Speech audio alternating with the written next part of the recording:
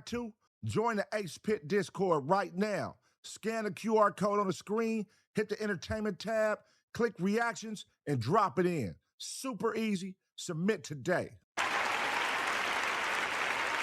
Yes, sir. What's the deal?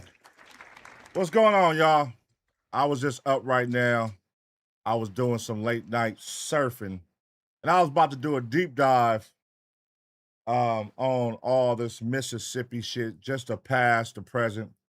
I was finna do a deep dive. I was just gonna do it on my own time, just, just tighten up what's been going on, how long it's been going on, shit like that. And I'm just looking. I'm like, I might as well just go live and do it and fuck with y'all.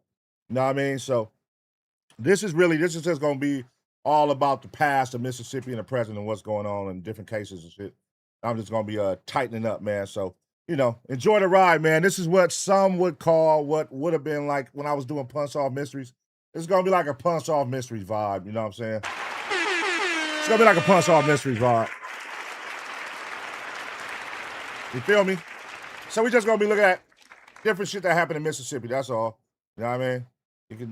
You can enjoy it with me or, take your ass to sleep, whichever one you want to do. But if you up with me, man, shout out to you. But let's see what's going on, man.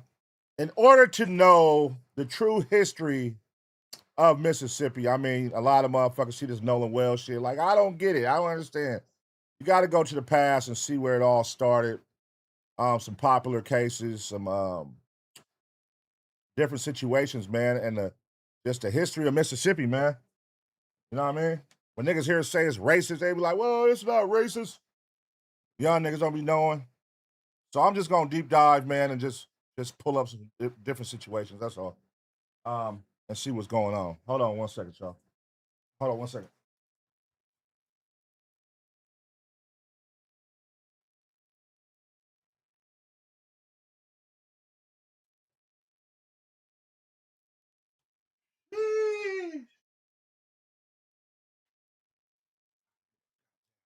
Gatorade, man. Gatorade. Oh, man. All right. Come on, man. Let's get it. Shout out to everybody in the chat right now, man. Late nighters. You know what I mean? This is a late night. I just, random. I didn't give no heads up. I'm just going live, fucking with the people, man. Y'all know how we do it, man. All right, cool. Let's check it out. Let's see. We gotta. Well, a grand jury in Mississippi. We gotta start back here, man. So y'all know y'all history. Well, a grand jury in Mississippi today declined to indict the white woman whose accusations set off the lynching of Emmett Till nearly 70 years ago. Carolyn Bryant Dunham, now 88, initially claimed that Till made unwanted advances towards her at her family's grocery store. It led to the brutal torture and lynching of the 14-year-old. The prosecutor said the grand jury found insufficient evidence to charge Dunham. All right, if y'all know about Emmett Till, man, sad situation. They beat and murdered this young black man because this white woman claimed that he whistled at her. So let's do this. Let's see. 70 years later, let's see. And shot the 14-year-old. This past week, the 86-year-old Reverend, who is the This weekend, people from around the world came together in Mississippi to mark 70 years since the murder of Emmett Till. In late August of 1955, Till and his cousin Reverend Wheeler Parker Jr. took the train from Chicago to Mississippi. What happened next is a dark chapter in American history. A mob of racists lynched and shot the 14-year-old. This past week, the 86-year-old Reverend, who is the only living witness to Till's kidnapping, took the very same train ride to Mississippi, and our Steve Osinsami and team were there with the Reverend as he relived that painful and deeply personal journey.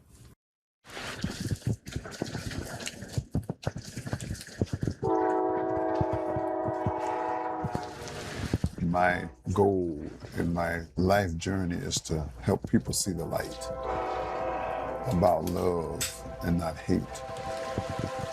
I've been set free from hate. And once you've been set free, you want to experience it. And I can't afford the luxury of hate. I just need y'all to take note, bro. This is only 70 years ago. It hasn't even been 100 years since this shit.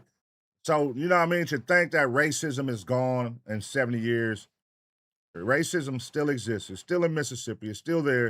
You know what I'm saying? And you have a situation leading up to that we're going to get to with this black woman that was found hung.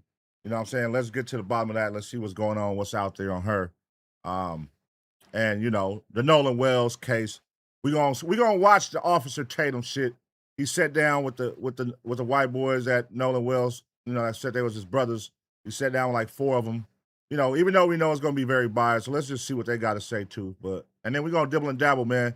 And it was another situation about a couple years back in Mississippi too, as well. We're gonna react to. But you know, this is all gonna be about Mississippi tonight, man. Enjoy. Watch your step. We're coming. Reverend Wheeler Parker says that his Bible tells him to forgive. And he says that's what he's doing here. Thank you. Taking an overnight train to Mississippi with his wife, trying to make peace Oh my goodness. with the murder of his cousin by a clan of racists. If you dwell on it, you'll come out of it injured. Nearly 70 years ago to this day.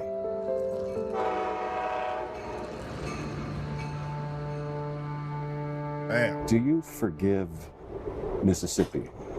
Oh, Do you no. forgive America for what happened? Do you forgive those people? If you don't forgive, God ain't forgiving you. Vengeance belongs to God, and you got to believe that. Is it hard for you to go back to Mississippi ever? For a long time, I wouldn't go. For over 10 years. This 86-year-old preacher in the sunset of his life is the only living witness of the kidnapping of Emmett Till in 1955. They were barely teenagers when he and his cousin took a train like this one from their home in Chicago to spend the summer with family in Mississippi. But only one of them would return alive. Cotton picking time, just starting down south. When you're young, you just want to get there and get going and seeing your cousin. Both of you were excited to Yeah, go. yeah, man. It was a venture for us, you know. But see, I'm from the South. I'm acutely aware of the mores of the South. He didn't know that. I knew where I was going. We call it going behind the Iron Curtain. He says they warned his cousin that things were different behind that iron curtain in America, that black children who were out after dark could pay with their lives, and that black boys should never even dare speak to white women. You know you could get killed for reckless eyeball. For reckless eyeball. Reckless eyeball. Reckless eyeballing. Reckless eyeballing. You better not look at this white woman. This is 70 years ago. Reckless eyeballing. You could get killed. Look at this shit, how they was running shit, man. This is crazy, bro. Reckless eyeballing. That's wild. Do you know what it was like in 1955? I believe it. Yeah, I believe it. When we arrived in the Mississippi Delta in the morning rain,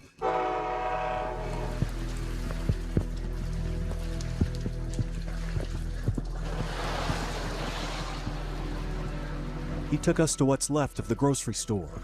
Where was the entrance when you were... Right in front here. Overgrown with weeds, and much smaller than the scene he remembers as a child. This is where the white woman who worked here claimed that his 14-year-old cousin had grabbed her, put his hands around her waist, and then told her he had slept with white women before. It was all over the daily papers with quotes from a young Wheeler Parker calling 21-year-old Carolyn Bryant a pretty lady, interviews he says he never gave. Bryant and her husband Roy owned the store. In 2007, she told a book writer that she lied. And That's crazy.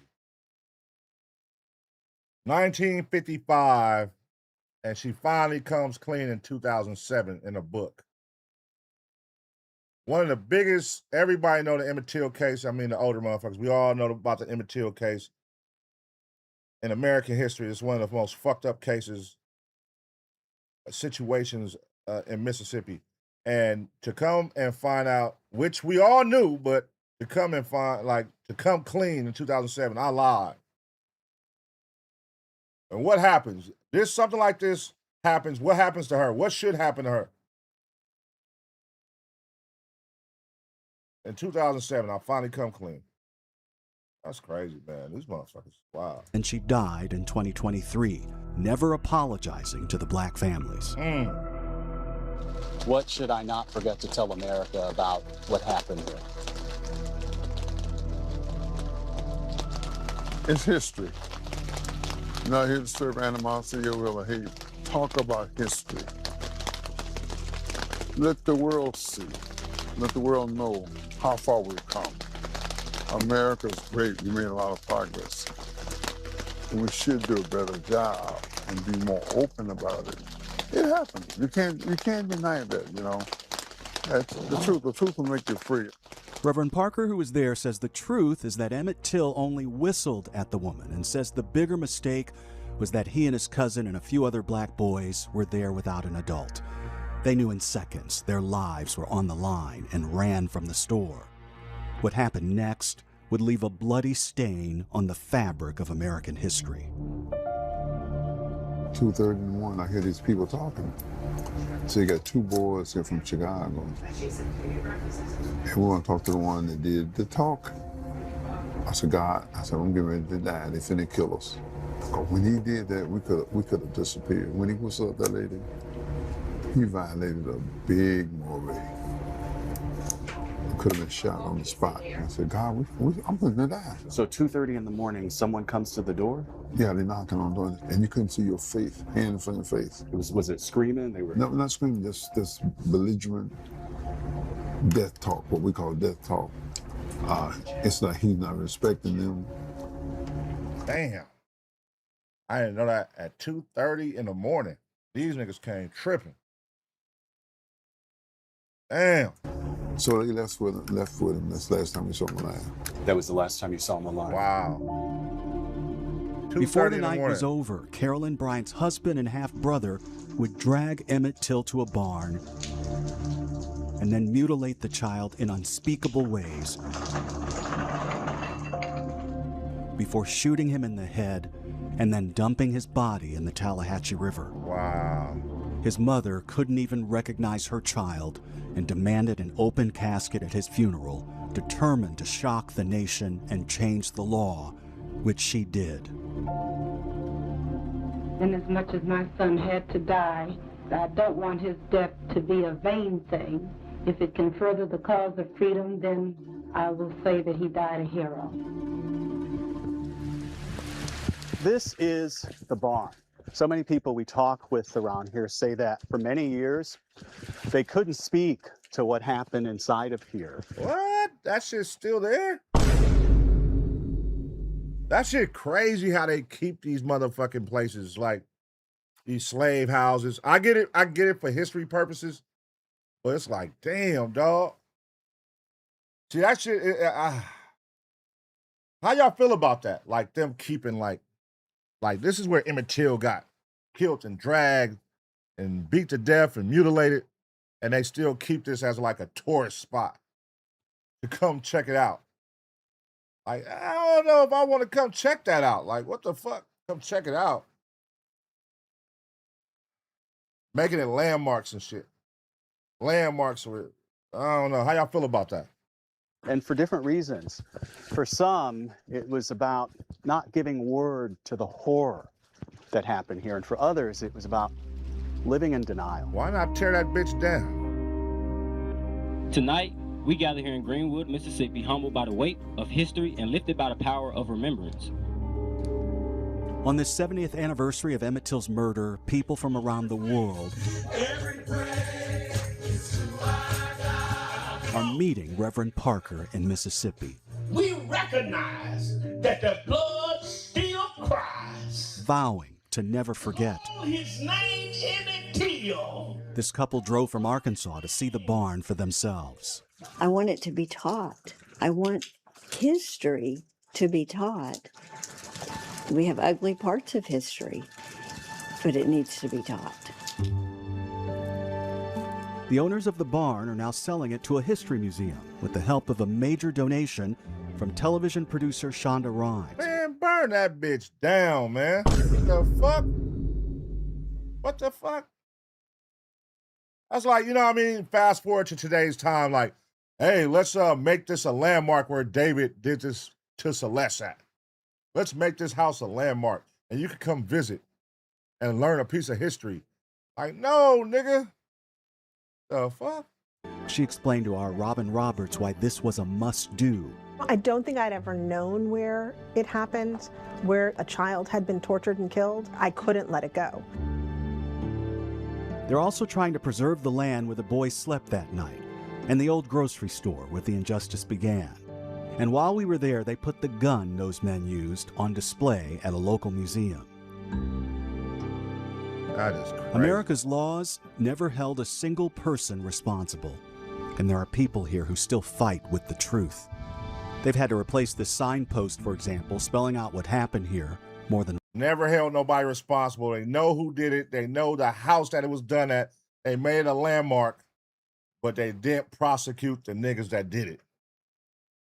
How crazy is that? We know this is your house. We know y'all did it. We know y'all came at 2:30 in the morning. Y'all not gonna get in trouble for it, but we are gonna keep your garage. We're gonna keep your shit. You know what I mean? Make it a landmark. People can come visit your shit. Once, because some people keep filling it with bullet holes. It's all a reminder that whatever peace we here in America enjoy today doesn't come easy. And the good Reverend insists that forgiveness has to be part of this story. People who don't forgive, they suffer. They suffer tremendously. But this is about people who are lynching people, that a lot of black folks aren't in a reconciliation mood and want a different attitude for different times. Right, right. From my perspective, everybody got to come stand before God. Get people to see the light, and that's my job. And Martin Luther King took that attitude, Jesus took that attitude. But that's what we have to do, try to change individuals. Oh, okay. Yeah. Shout out to OG, man. I can't say that I would feel the same, but again, man, you don't never know what people go through in life. Shit, that was 70 years ago. He was right there with Emmett Till. He witnessed them take Emmett Till away. And 70 years later, he's right there promoting, you know what I mean, pushing peace. And he found forgiveness for this situation, you know. Shout out to him, man. Shout out to him. Shout out to him. All right, let's keep looking, man. We on our Mississippi shit tonight, man. We just gonna be deep diving, looking at certain things. Let's see, man. All right, I want to see about this. This was some years back. The Rasheem Carter. He was lynched in Mississippi. Happy person. We're gonna react to this right here.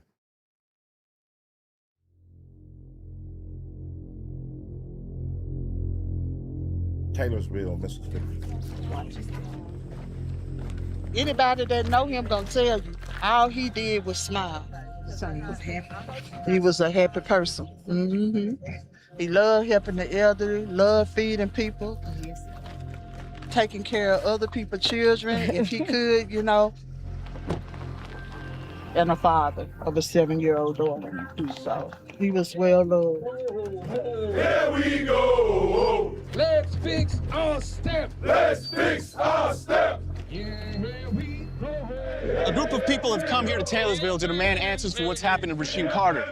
He went missing over 6 months ago, and it was a month later that parts of his body were found in a field nearby to here.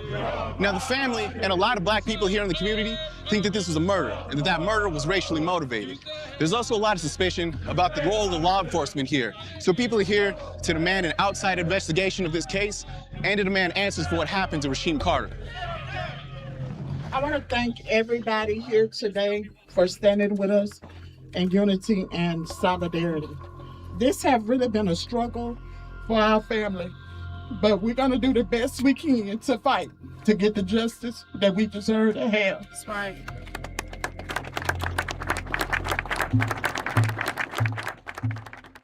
Rasheem Carter's case is complicated, and there's a lot we don't know. What we do know is that last September, Carter traveled to Taylorsville for a short-term contract job at a chemical plant. He was staying at a hotel about 30 minutes outside of town. On October 1st, Carter texted his mother, saying there was a truck full of white men following him and shouting racial slurs. 2022, Mississippi. I just let you know, we just watched 1955, now we in 2022. Same shit going on. Same shit going on. And that he was scared. His mother told him to make an official report with the police department, which he did. He also asked the police for a ride back to his hotel because he felt unsafe. But the police refused, saying that it was outside of the jurisdiction. This is where the timeline gets fuzzy. That's fucked up. You know what I'm saying? Hey, these white men in this truck, I ain't from out here. They calling me racial slurs. I'm in fear for my life. You know what I'm saying? I'm coming to you. This is what justice, this is what y'all say to do. Come report it to the police. Instead of me taking situations in my own hands. Come report it to you guys. I come report it to you guys, and I say I'm in fear for my life. Can you give me a ride back to my hotel? I ain't from out here. Come on, man. Hey, that's out of our jurisdiction, buddy. Got to figure it out. And then he ends up dead. That's crazy, right? It's unclear where Carter spent the night, but early the next morning, he returned to the police again to ask to borrow a phone charger. Police said they didn't have a charger that would work with his phone, but suggested he buy one at the Family Dollar. With his phone battery at 1%, he texted his mother his location, and she sent a friend to pick him up. But by the time they arrived, Carter was gone. The next day, October 2nd, the family went to Taylorsville PD and filed a missing persons report. Days went by without news, so they called the Sheriff's Department of Smith County, of which Taylorsville is a part, and asked if they had seen Rasheem Carter. The Sheriff's Department said no one had told them he was missing, and that this was the first they'd heard of it. Wow. 3 days after the initial report. Wow. And it seemed no one was looking for him. At all. Another 3 days went by, and the police didn't have anything. So the family drove into town to look on their own. They went to one of the stores in the area that Carter had last texted from and asked if they had any surveillance footage.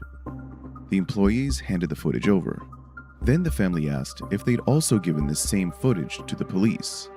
They were told that police had never even asked for it. Damn. Almost a month later, a property owner in Taylorsville alerted law enforcement that he'd found an image of someone on his deer cam that he didn't recognize. Taylorsville police took dogs to search the area, and then stated they'd found remains they believed were Carter's in a wooded area just outside of Taylorsville. Only a skull and some fragments of a vertebrae remained. What? God damn. Official documents from the case seem to suggest that trauma to the bones indicated some sort of injury, but the cause of death was listed as undetermined. The report also indicated that animals may since have eaten some of the remains. Once the remains were located, Smith County Sheriff Department almost immediately said in a Facebook post that they didn't suspect foul play. They would later backtrack on this, saying that they hadn't ruled it out. The family did suspect that this was a murder, and felt that law enforcement were not making an effort to find the person responsible. So, in February, the family organized a protest in Taylorsville to demand a more thorough investigation. The participants, who were mostly black, marched to Taylorsville Police Department, where they were taunted by a group of white men. Look at this. This is 2023. White man taunting the black people for marching in Mississippi. Sounds familiar, right? Sounds like the 50s. Sounds like the 60s. This is 3 years ago. So when you think, is that still happening in Mississippi today? Nigga, you're goddamn right it is. They still out here lynching shit, hanging shit, calling you N-words if you out here out of bounds, slipping. They don't want you in their area, in their city. It still exists, man. Racism is real out there for sure.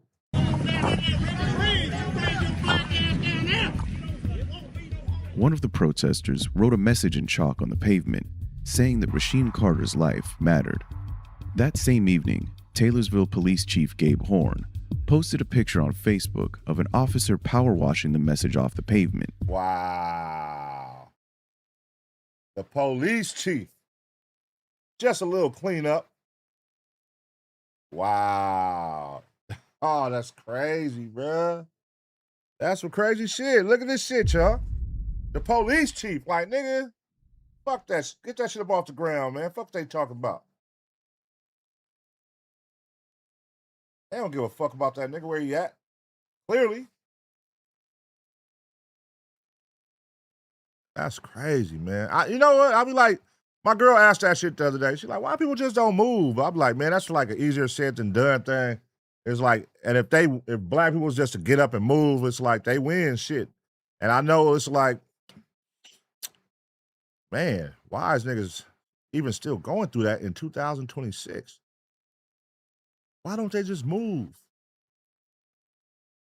Nah.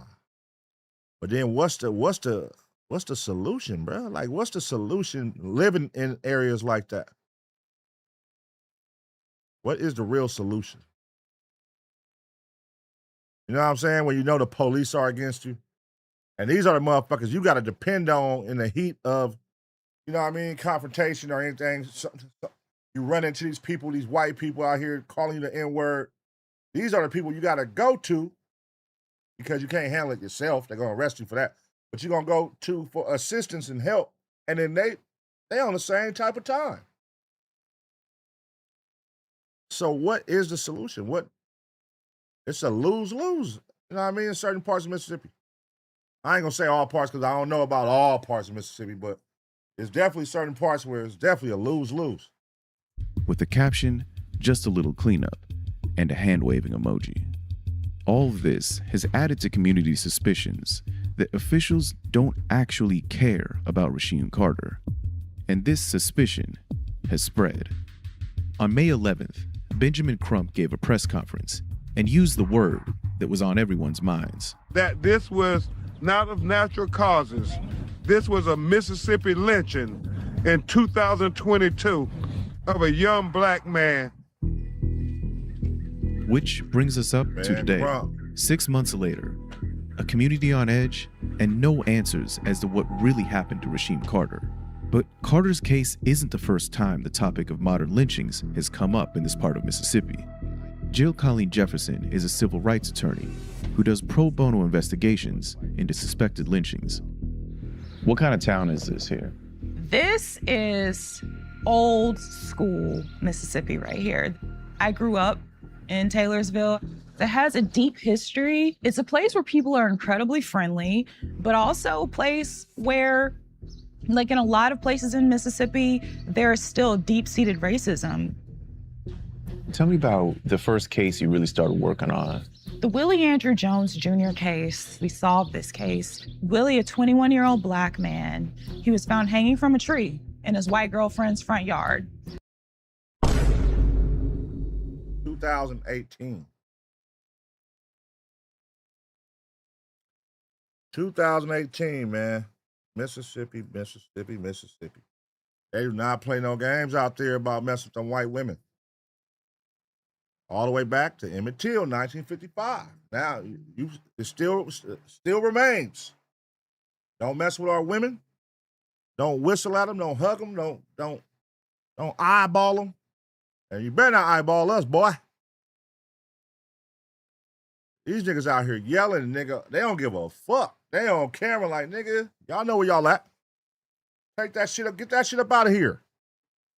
2023. Get that shit up out of here. Police chief on the internet, yeah, man, we a little cleanup. Sheesh. This is sad, man. Sad situation. I want to look into, wait, what's his name? Let's get his name right here. We're going, after this, I want to look into that. What's his brother's name? The Willie Andrew Jones Jr. case, we solved this case. Willie, a 21-year-old black man, he was found hanging from a tree in his white girlfriend's front yard. The cops got there, and within 40 minutes of their being on the scene, they had told Willie's mother that it was suicide, that it was nothing else. Wow. They hadn't even talked to witnesses. They hadn't done any type of investigation. I started running our own investigation, going over phone records, getting surveillance footage. Now, when y'all hear, fast forward, when y'all hear them say, hey, nah, you know, this situation, oh, he didn't get hung, that was suicide. There was another black man hung out of college in Mississippi. Both his legs broke. They said it was suicide. How the fuck did he get up there with both his legs broke? But then, fast forward to today. Nolan Wells tried to swim back. Nigga, we know our people. Nigga, we not swimming back from an island. It's like, they don't give a fuck, but this is what you up against in Mississippi, man. So a lot of people don't understand it, you know what I mean, unless you know your history. So that's why I'm going through the history of showing y'all a recurring pattern in Mississippi, what's been going on back then and what's going on still today. You know what I mean? Like the Nolan Wells shit, it's a Nolan Wells situation in Mississippi every year. There's something going on every year out there. If not, every other month, shit. But everything don't get to make the press and get the light like this Nolan Wells case got. But look, you right here, y'all probably didn't even know about this situation. Hung in his girlfriend's front yard in her tree. And that's 2018. Going to the crime scene, and you know, there was just so many things that they missed. Where is Willie Jones Jr.'s case now? We won a civil case in 2021, and we won $11 million. Right now, the district attorney refuses to prosecute for murder. Part of the truth that people need to realize is that in so many of these tiny places in Mississippi, Jim Crow is actually still alive. The environment is still very much the same. That if you're Black and you're there, that you're likely unsafe. People think we're further along than we actually are. The thing is, lynchings never stopped. Because they're not in the mainstream anymore, people... It never stopped. It never stopped. They don't highlight the shit. They don't show it to the world. Even when they show it, they only show it for, they may mention it and that's it.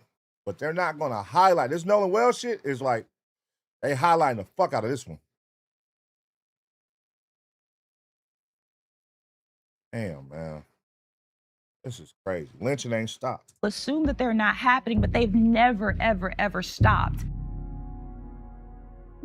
In the Willie Jones Jr. case, authorities continue to maintain that the evidence points to a suicide and not a lynching. Mississippi has more lynchings historically than any other state in the U.S. Marion Allen is a historian who's been watching Rasheem Carter's case. Is it here? She works to establish memorials around Mississippi to commemorate different lynchings that have happened in the state. Crazy, man. I mean, not too far away from here is where Rasheem Carter went missing. Yes, yes. This is an actual site that we know where people were hung. And this is known as the notorious hanging bridge of Shabuta, Mississippi. Crazy. How many people were hung from here? First, it was 2 teenage boys who were hung for allegedly raping a young white girl. 2 men and 2 females who were also hung.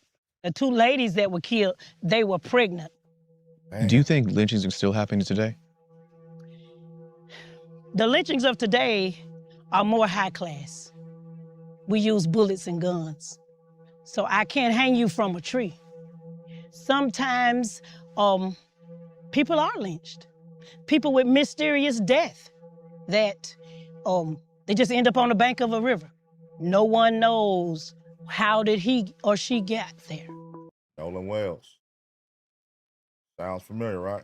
This is years ago too, her talking. How did it happen? See, people don't like to talk about racist. We talk about race, but we don't talk about a person being a racist. Because that's like an ugly word. Oh, I'm not a racist. I have Black friends. You know. Racism exists, but there's no racists. That's right. There's no racists. That's right. When people show you who they are, as Maya Angelou say, believe them. They showed you who they are in that town. We're standing here. We're talking about 1900s. We're in 2023. Things are still happening. When will it all change? When will it change? Will it ever change is the question. There's a fear in Taylorsville that speaking too loudly about these things could get you targeted, especially after the first protest, when the Carter family's march set off white people yelling racial slurs at them, and angry posts online threatening to kill black people. One more time! But since then, the family's gotten more support, especially from people outside the area. The most recent protest was dominated by a controversial religious group that isn't even from Taylorsville. Almost all of these men are from out of town, some as far as New York or further. Just like the first protest, there were some white residents who seemed angry about the march and weren't shy about making that known.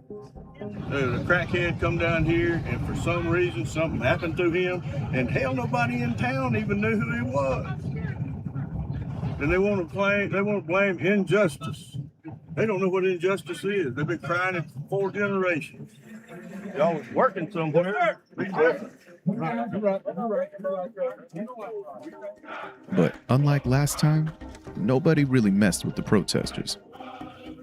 Jill Jefferson says she understands why people in Taylorsville already don't trust the police. And she says the way police initially handled this case has probably felt like a confirmation of their worst fears. There was a rush to judgment about what happened, that judgment being that nothing happened. They're still finding body parts. So obviously this crime scene, it hasn't even been cased properly. On both sides, there have been conclusions that have been made that are not supported yet. We don't yet know if this was a lynching. And that's just the truth. We have all of these events that are separate, but nobody's put them together. Nobody's connected the dots. We can call this a really suspicious case that really needs to be looked into more, but there is not enough evidence to call this a lynching. Beyond all of that, there's the human element of this. It sounds like you understand why people would go to that conclusion. I completely understand how people came to that conclusion. In Mississippi, there have been at least 8 modern-day lynchings since 2000, and there are probably dozens and dozens more. We just don't know these people's names. God damn. You know what I'm saying? How the fuck is 8 lynchings since 2000? How many have y'all heard about? Well, they pick and choose what they want to come out to the world, huh, don't they? It's still going crazy out there. They still lynching niggas, still chasing niggas down their trucks, still running you off. Police still crooked as a motherfucker. All these lynchings still going on, and we ain't hearing about none of these motherfuckers. It was actually a white reporter who told me that they would just go check in sheriff's departments or police stations and say, hey, what you got today, or what happened? And the cops in this day and time would say, nothing but a nigger killing. And so that tells you how these cases are kind of treated like on a mass scale in this state. Nothing but a nigger killing. Yes. Black lives and white lives are treated differently in terms of the response by law enforcement in Mississippi. So I understand the assumptions for sure.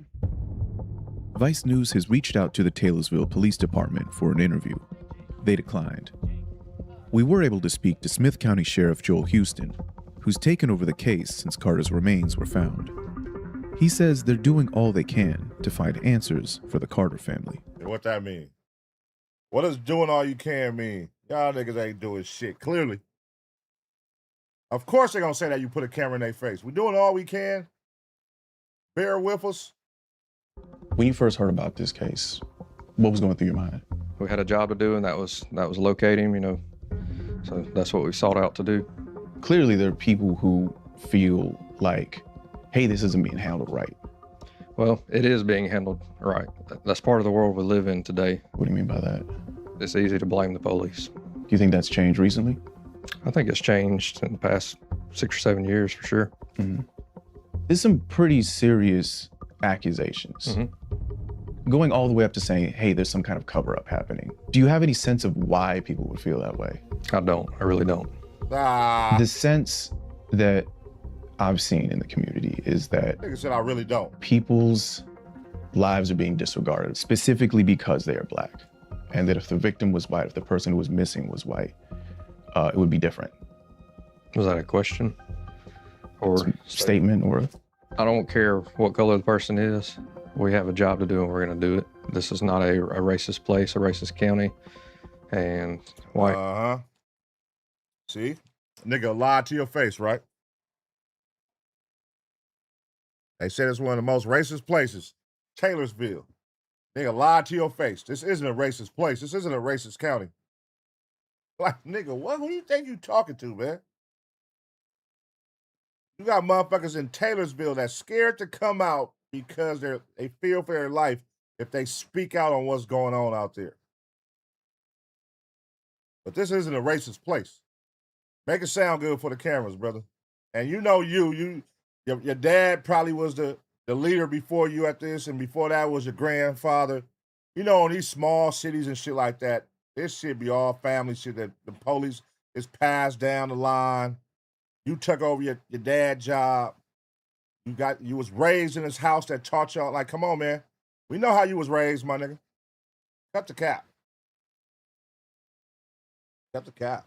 Black, pink, or purple, we've got a job to do. They're trying to portray that, you know, this is a bad county. This is where hate crimes take place, and that is not the case. Have you seen the image of the Taylorsville chief of police power washing away the writings? I have. What did you think of that? I really don't want to get into all that. Huh? Why not? Can you cut the camera for a minute? Nah, why, nigga? See what I'm saying? This is bullshit. I can tell you why I'm asking. I can tell you why I'm asking. The community sees that. Mm-hmm. And that's not you, but it is a man with a badge. Right. Yeah, that picture, that was not for social media. This started before that picture ever took place. What does that mean? From here, this is your community, this is the community you serve. How does it make you feel when What does that mean? somebody says, this is a lynching, there's a cover up? It puts out a false narrative, which brings up a lot of troubled history that's not anywhere accurate to what we're dealing with this. What do you mean that picture wasn't for social media? Y'all see how you just dodged that whole little question, that segment? What? Come on, man. You gonna get your ass fucked up. You say the wrong thing, nigga. Yeah, they're gonna fuck you up. Case.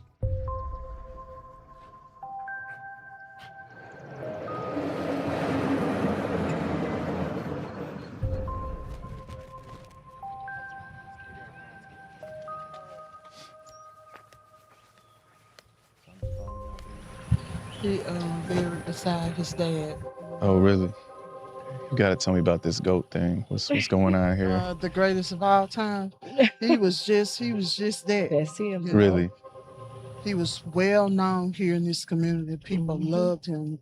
He didn't mind helping the elderly. He didn't mind helping people better themselves. He told the mayor that he was gonna run against him. He went to the mayor and said, I'm gonna run against you. Yeah, he said, and I'm just waiting because I'm gonna run for mayor. I'm gonna be the mayor. You proud of him? Oh, yes, indeed. Yes, indeed. I can see it. Yes, indeed. Yes, indeed. I'ma always love my son, and I'ma push his legacy to the day I leave this world. And we're gonna fight for justice too. We're gonna fight We'll get some answers. until we get some answers. Whatever it takes, we're gonna do what we gotta do until we get the answers we deserve.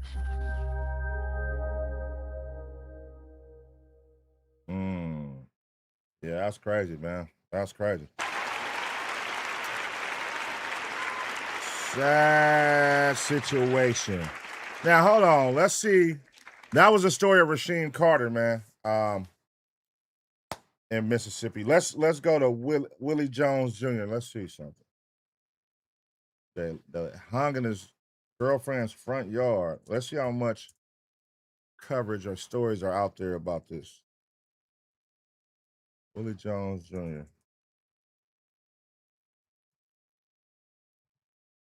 Mother demands justice for a 2000 lynching. See what we can find. That's what I'm saying. They don't be having no coverage on this shit, bro. They don't be having no fucking coverage on none of this. Like a nigga hung in his girlfriend's front yard. You think that shit would be all over the goddamn news? They don't got shit. Like, why we can't find nothing on here? Hold on. We're gonna go to Google. In a minute. Let's see.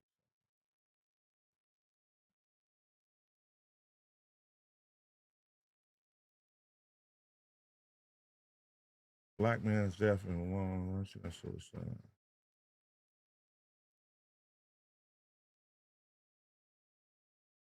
Black man's death in Mississippi, lynching or suicide. Of course, they're gonna say it's suicide, right? In his girlfriend's front yard.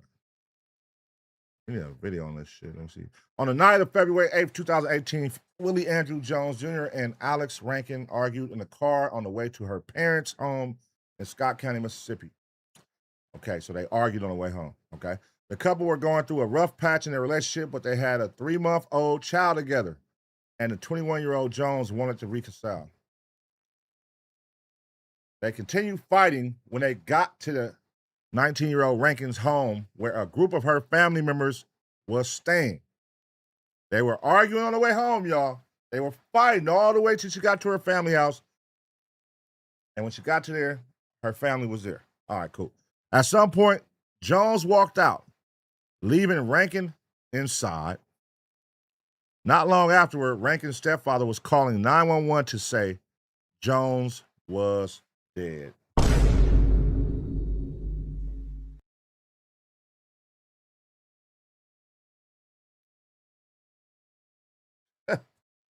Come on, man. Suicide? That's crazy, right? That's sick. Literally the same night. The same, what? They continued fighting when they got to the 19-year-old Rankin's home, where a group of her family members were staying. At some point, Jones walked out, leaving Rankin inside. Not long after, Rankin's stepfather was calling 911 to say Jones was dead. The black man was found hanging from a tree in the yard of his white girlfriend's home, 50 feet from the house, about 5 feet from the roadway. The young man's feet were touching the ground and his knees were bent. His body was slumped under the young pecan tree. A blue-white cloth belt wrapped around his neck, a yellow nylon cord attached to the buckle was tied around a branch of the tree. That's crazy. Suicide. All right, y'all. Let's see if we can find something, man. Let's see if we can find something. Willie Jones Jr. hanging. What we can find here. No coverage, bro. It ain't shit talking about it besides a couple little. Where is the news coverage at? There's nothing from the fucking news talking about it. Ain't that something? Crazy. All right, well, I was trying to see if we could find something from the news. One of these news channels where nobody covers the shit. Nobody, all right, for sure. Let's see what this one is.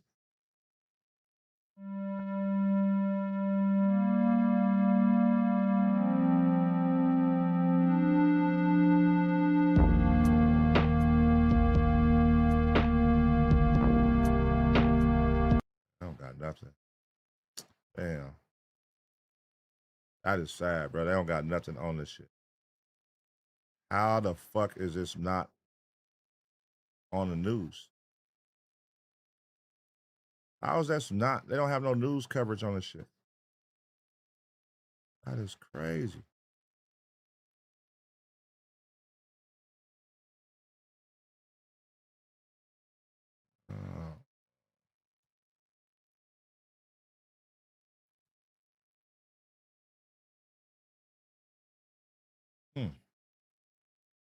All right, let's see. Let's go here. What is this about?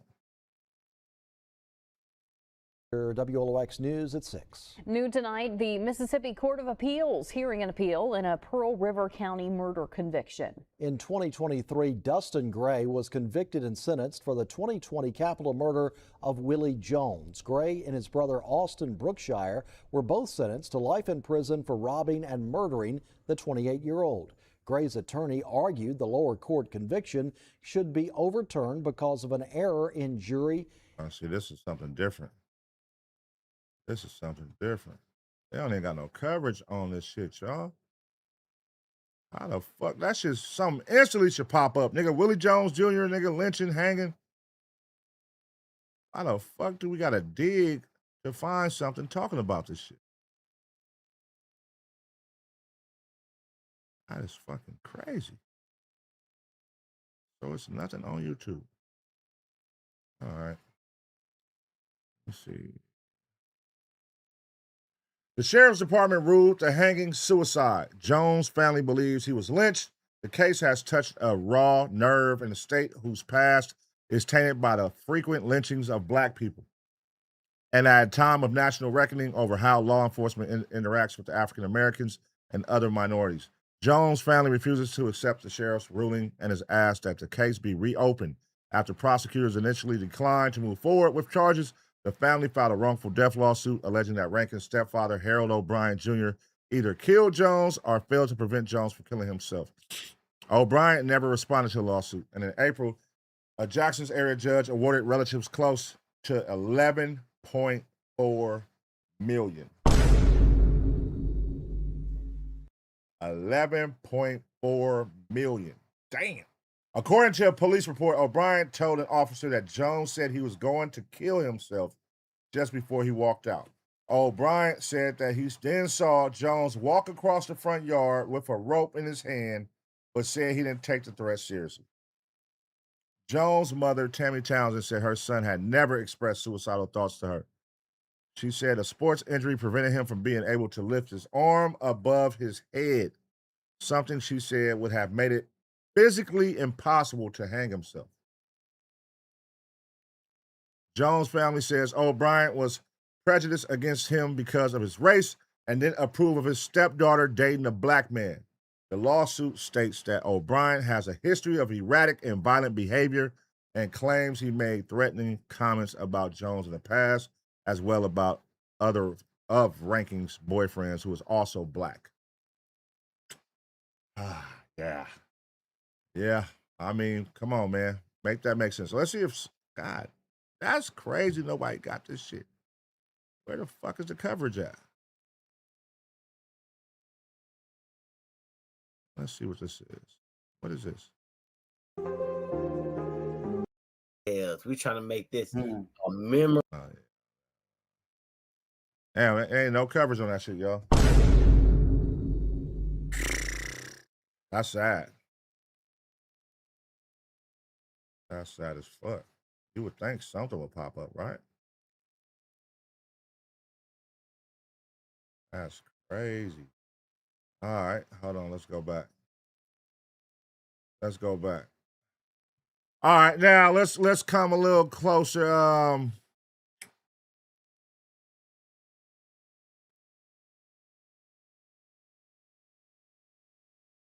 Tasia Fortune. So this is the lady who was found hanging in Mississippi recently. I want to say like a couple of days ago. Let's react. A lot of people sparking The death of Tasia Fortune, a 29-year-old woman found hanging from a tree in Mississippi. Her family now speaking out. Faith Abube has the latest for us. Good morning, Faith. Yeah, good morning to you, Robin. Tasia Fortune's death has alarmed a lot of people, sparking fears about racially motivated murders. Now, police haven't said exactly how she died, but this morning, her mother telling our team that she knows her daughter did not do this to herself. This morning, growing demands for answers in Mississippi after a 29-year-old mother of four was found dead, hanging from a tree. We're going to press this as far as we can press it until she gets justice. Tasia Fortune's body was discovered last week behind a vacant house in Jackson.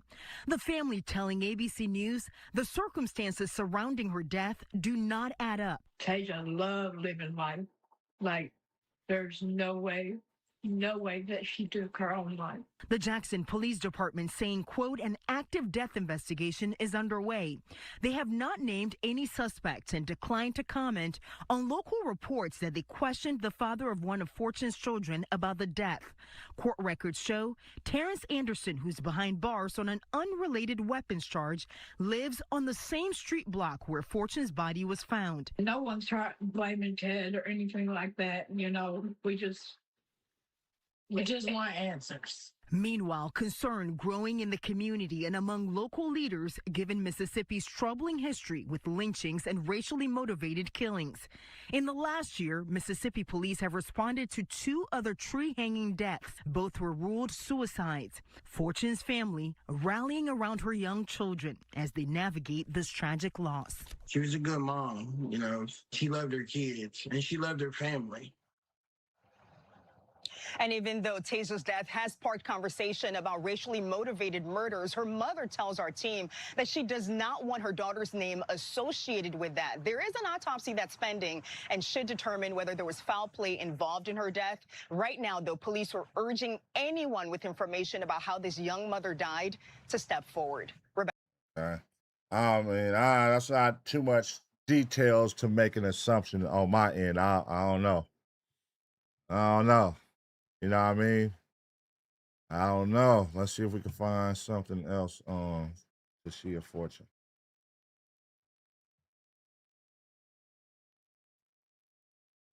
And enough details for me to make an. So we're going to start with a really very sad and unfortunate story. It's out of Mississippi. That's where a family is searching for answers after 29-year-old Tasia Fortune was found hanging from a tree behind an abandoned home in Jackson. So Tasia, she's a mother of 4, and her family says they had just been with her days before. Her mother last saw Tasia July 26 at a family reunion in Kentucky, and she says her daughter was doing better than she had seen her in a long time and seemed to be at peace. But 8 days later, on August 3rd, Tasia was found dead. Her mother says that she does not believe that Tasia took her own life, and the family isn't alone in calling for a closer look at what happened. Now, Jackson City Council member Kenneth Stokes, he is asking the U.S. Attorney's Office to step in and investigate Tasia's death, saying that there are still too many unanswered questions. Let's listen. We sent a letter to the U.S. Attorney's Office asking for help to make sure we catch and convict the person or persons involved with hanging a young lady in Jackson, Mississippi. Hangings in the world of Mississippi, when you think of Emmett Till and others, it's a bad word. So surely somebody should say something. Yo, so nobody saw anything. There are no ring cameras. There's no nothing. How are you found in your hanging in your backyard? Nobody's seen anything. Well, no, it wasn't. Rest in peace to her, man. Well, I will say, as far as right now, I mean, of course, we don't got enough details, but surface level, I can see when you hear that, and based on the location, Mississippi, somebody hanging, you assume, oh, white people did this shit. Now, in this situation, I was listening to key details of when they said the mother said she had seen her doing better.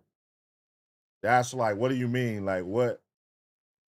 Like, we just need the full context of was she like strung out on drugs? What was the full context of her? And then, before we could just assume white people hunger. Was she suicidal? Was she going through something in life in a situation like this? I don't know. That's why I said more details will help us make a clearer assessment of what we think possibly happened. I can't make one based off what we just watched these videos. But I'm sure this just happened a couple days ago, so, more details to come out, possibly. This is Mississippi, so it might get swept under the rug, or more details may come out. Let's see. Person of interest question. And we want to emphasize this person of interest, since they have not been charged with a crime in this case. We are not disclosing their name or showing their photo. 1 week now since 29-year-old Tasia Fortune's body was found hanging from a tree in the backyard of a vacant house in West Jackson. We could soon find out more about how Fortune died. We're expecting to hear on Thursday from the state medical examiner as what the official cause of death is. According to testimony in municipal court, investigators have charged an individual as a person of interest on unrelated charges. The 65-year-old man was questioned in the hours after Fortune was found hanging from a tree. 65-year-old? In the backyard of a vacant house on Road of Remembrance 1 week ago. People are upset about it, and quite naturally they should be. This is something that's a very disturbing situation and case in our city and in our state. But we're not going to jump to conclusions. Officers found the gun on the man and realized he was a convicted felon. They charged him with being a felon in possession of a firearm. Authorities say the person lives on the same street where Fortune's remains were found. They say he admitted to arguing with Fortune 2 days before her remains were found, but he denied harming her. Given Mississippi's reputation of racially motivated lynchings, Mayor Horn says he understands why many may be feeling afraid. When incidents like this pop up, the natural conclusion is, oh, there's something very heinous and that harkens back to our past that's a part of this. I'm not sure that's the case at this point. That person of interest, who again we are not naming or showing their photograph, that individual was being held, was given a bond for $250,000 on that charge of being a felon and in possession of a firearm. And we just checked the recent Hinds County inmate detail. That person is still listed as someone inside Raymond Detention Center. Hell yeah, you gonna be inside, nigga. Look where you live at, nigga. Y'all talking about $250,000. Y'all want to put up 10% of that, nigga? He ain't got that shit. Nigga like, hell no. 65 years old. And you're going to have to fight that one, brother, because they're going to look for motive. So, hey, is there anybody who don't like her? Anybody she that hates her? Anybody that would want to do this to her? Well, she did argue with Willie Earl down the street 2 days ago. They got in a big argument. Oh, yeah. We going to go holler at you because we need something. You the last person that everybody knows she was beefing with. 2 days later, she's dead. You're the person of interest right now, brother. You're the number one person of interest right now. Now you got to prove it. But now, guess what? Boom, we done found a gun on you. You an ex-felon. Boom, we throwing your ass in jail. $250,000 to get out. What do you know, brother? Damn, that's fucked up. That's some crazy shit, man. What is going on in Mississippi, bruh? Mississippi shit. All right, let's see what else. Is there anything else? U.S. Attorney General found dead hanging. Hold on, let's see. Oh no, I ain't going to them conspiracy theorists, motherfuckers. They get to going too crazy. Them conspiracy theorists, motherfuckers, be acting like they know every detail what happened. They ain't never met nobody. They ain't never been there. They cold.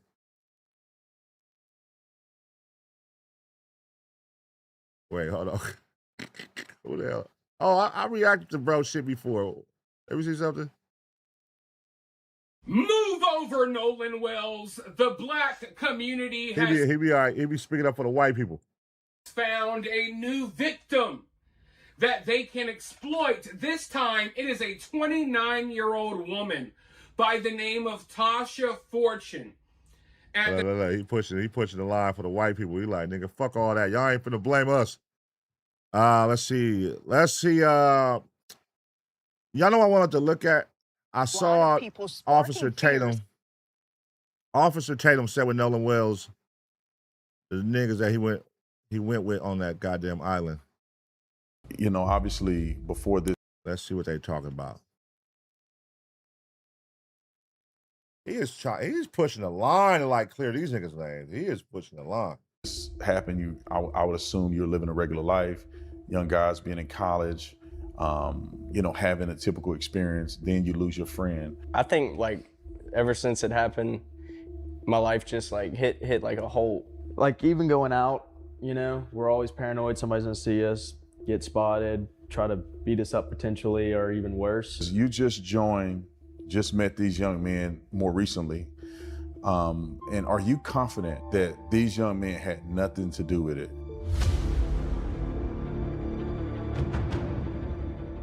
We have Ed Pausick, Warren, Jax, and then we have Morgan here. And so I talked to Warren last time I was here. We had a really deep conversation, and I'm glad. It's all PR shit right here. Got the lawyer sitting right here. Let's make sure the lawyer's sitting right there so he don't say nothing crazy. How the fuck is the lawyer sitting right here, man? We'll do you separately, nigga. Watch out. We don't need you in here. Step your ass to the side, man. Glad that we were able to get other perspectives now that we have Ed here. Ed is a defamation attorney. And I want to start with you, Ed. You know, why did you choose to work with the boys? What is your plans? What do you expect to get out of working with them? What's your expectations when it comes to defamation? Well, I think an injustice in one place is an injustice everywhere. I hate lying. I care about the truth, but most of all, it's the actual people who are involved here. So first of all, I just want to say Tyler Cox really welcomed me here.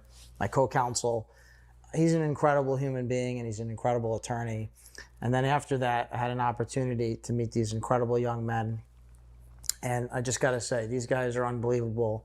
Warren, Jackson, Morgan, they're just beautiful people.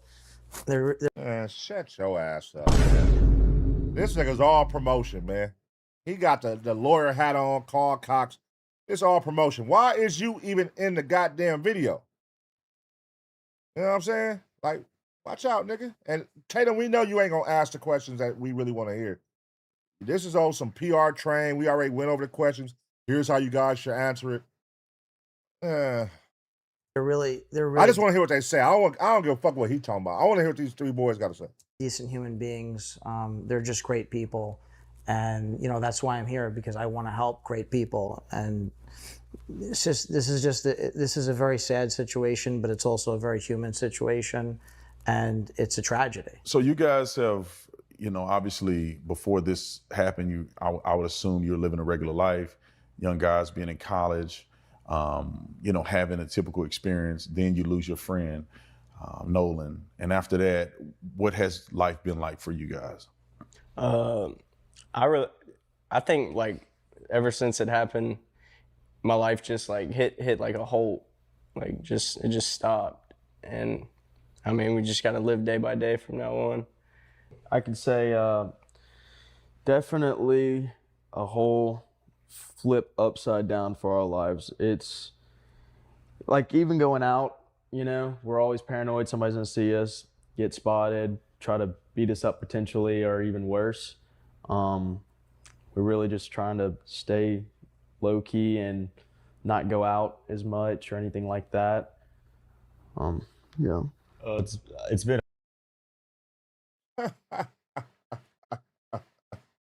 Yeah, shut up. This nigga cap. You can tell listen, you know the nigga is cap. Yeah, we just trying to stay low key and not go out as much. Yeah, shut up. He probably the one to be the most turned up out of all these niggas. Trying to stay low key. What you staying low key for, nigga? Hard because my friends and I are people. I mean, we like to be out and hang out outside of our friend group, you know, and not being able to like go certain places or, you know, walk around in public because our head's always on a swivel. It's really affected all of us. I mean, especially in like my family's standpoint,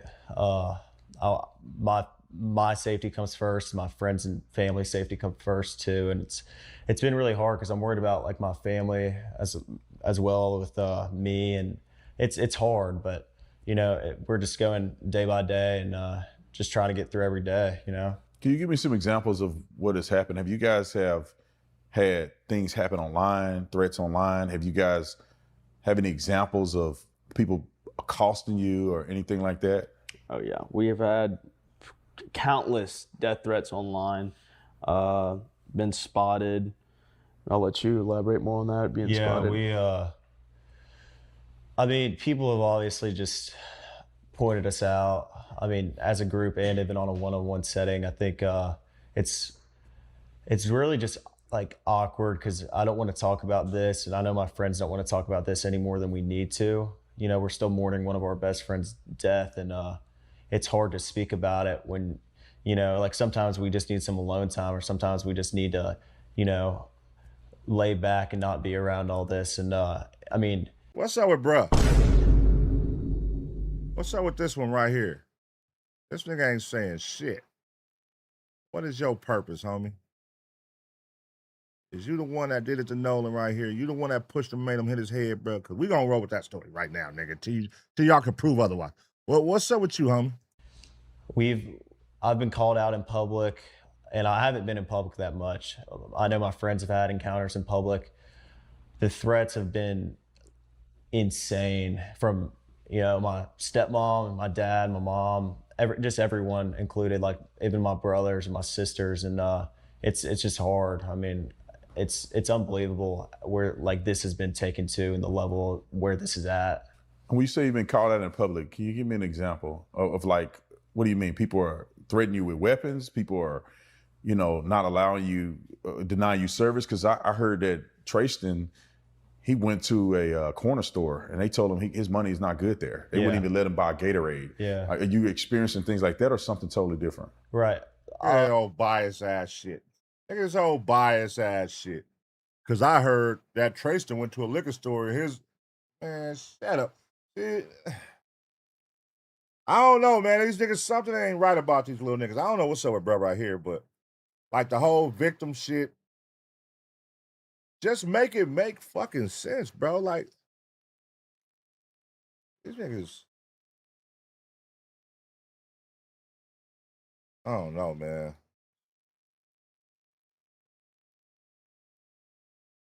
I don't know.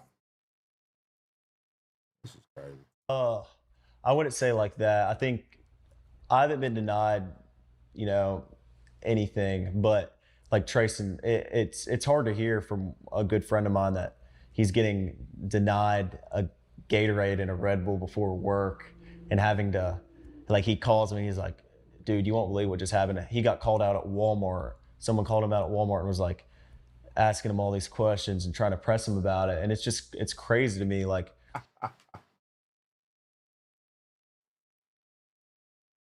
it's hard to believe he was denied a Gatorade. Well, how about being chased down by a truck full of white guys calling you a nigga? A nigga with an ER. Is it hard to believe that, nigga? You think that's something because you got denied for a Gatorade in Mississippi? Niggas out here getting hung, nigga. I can't believe he got denied for a Gatorade. This shit is crazy. See how they playing in our face, man? You're coming on here, you want us to feel sorry for y'all because y'all got denied for a Gatorade. Because your boy got denied for a Gatorade. We're talking about a young black man that lost his life, mysteriously missing, mysteriously found dead on the island, and he was with y'all. Nobody knows nothing. We don't know what happened to Nolan. But our life is ruined now. We can't even walk to the store and buy a Gatorade.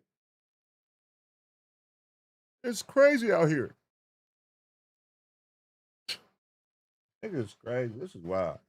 you know, we live in a very tight-knit community, and for people to, you know, push back and say these things when they know what Ocean Springs is like, it's really hard. And I mean, I haven't had many personal encounters, but I know being around the guys and stuff like that, they have. So. And Ed, as an attorney that's representing these boys, I mean, what does that make you feel? I'm the main nigga who talking. The main nigga who been doing interviews hasn't had any encounters, but everybody else has. The main nigga who's been showing his face. I haven't had any encounters, but all the rest of my friends have. That's how you know it's cap, nigga. That's how you know you cap. You the face, nigga, we don't know these niggas' faces from a can of paint. We know your face because you doing these interviews with Officer Tatum, nigga. But they the ones getting the flack. They can't buy a Gatorade at the local store. Everything is good with you, though. Like, you know, do you feel like you got a good case here? Or, you know, what's your perspective in that? Because, you know, people are online and obviously they know who you are. Obviously they know you represented Donald Trump in some pretty high profile cases. And so now that you've joined, or at least now you work for the young men here, You hear them say things like they've been accosted, they've been, threatened online. Does that make your case a greater case, or how do you work within what's happening to these young men? Hey, why is he here, man? I ain't gonna lie, this ain't sitting right with me. What's up with bro?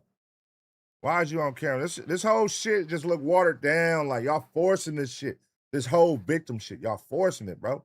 Nothing y'all has said make nobody feel sorry for y'all. Y'all still not proving y'all innocence. Y'all doing all these damn interviews. Y'all not proving your innocence. Bro, why is it so hard just to say, look, man, this is what happened. I have the proof right here, and break that down. Prove your innocence if that's what you're going to sit down and talk about. Otherwise, wait to go to fucking court. If this is going to court, stop doing these pointless ass interviews. Well, unfortunately, I wish there was no case. I wish this hadn't happened. But unfortunately, because these things did happen, there is a case, and now there's multiple cases.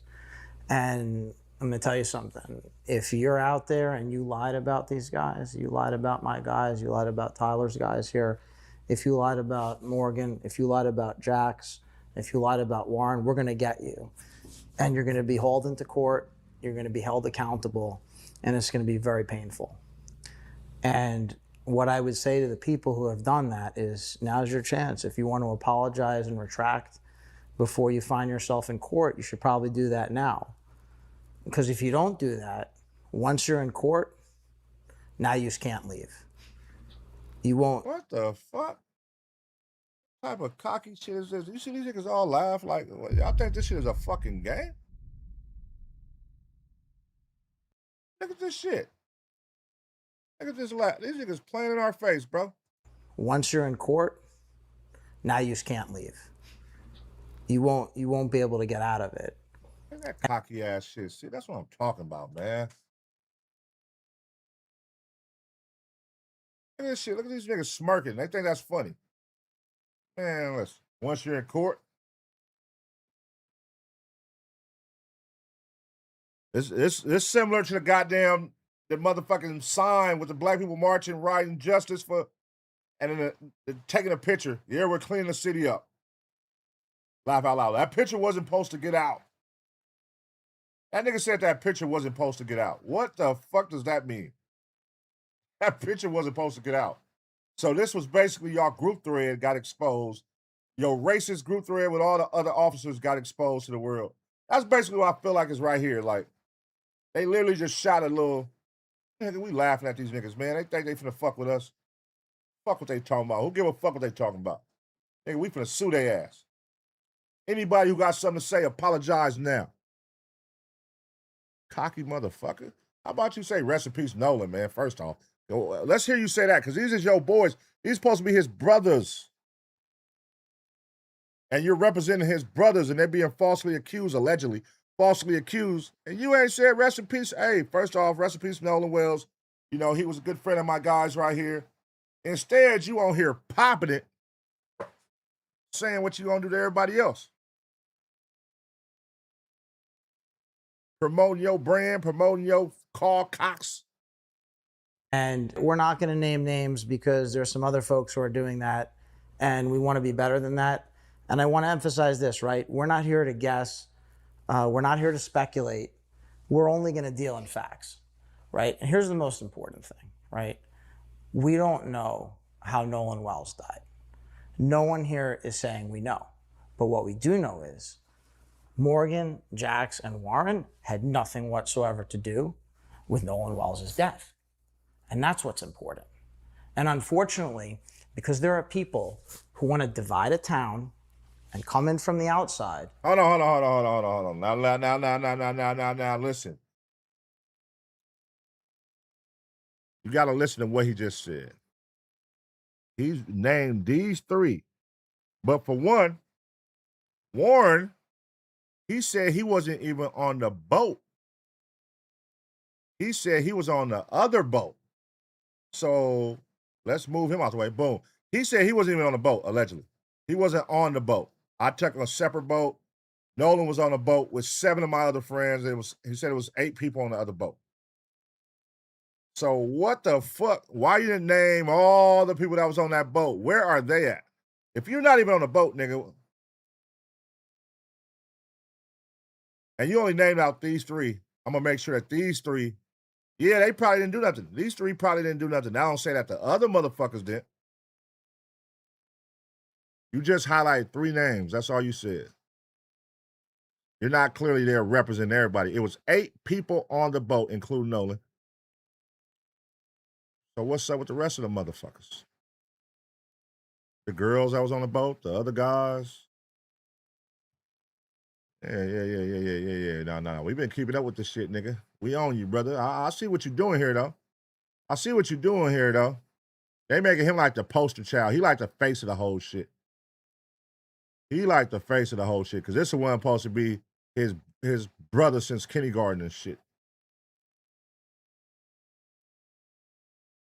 We're going to prove his innocence. Maybe it wasn't him. He wasn't on the boat. But that doesn't mean that the niggas who was on the boat didn't do nothing to other niggas. And tell people what to think and pit neighbor against neighbor, it compounds the tragedy. It magnifies the tragedy. And I just want to say this. Here's why it's an even bigger tragedy. Because my friends here, Morgan, Jax, and Warren, these guys are not just the finest that Ocean Springs has to offer, the finest that Mississippi has to offer. Man, come on. Come on, bro. What are you talking about right now?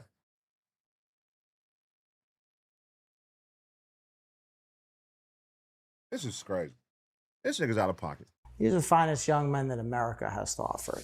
You know, really great people. And Tyler actually taught me good Ocean Springs people. That was one of the first things I heard when I got here. So I'll just say that. They're good Ocean Springs people. Sorry to interrupt. I know you're enjoying this incredible. What the fuck is this nigga talking about? Nigga, we talking about Mississippi, bro. In fact, beyond a reasonable doubt is not strong enough. There's a 0% chance that they did anything wrong.